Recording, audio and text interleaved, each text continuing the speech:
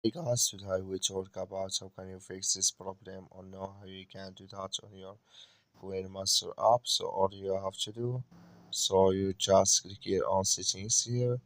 When you just click on settings, it's going to show for your list like this here.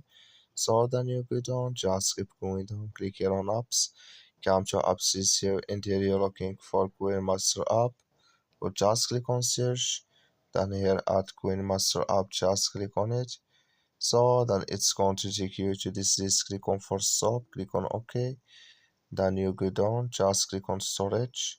Come to storage list here, just click on clear cache. Then all you have to do.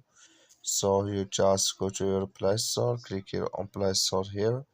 You search here for Queen Master, it's going to show for you like this. You will find here update, click on it, then it's going to work with you. That's all you have to do. Thank you for watching. Don't forget to support us by like and subscribe.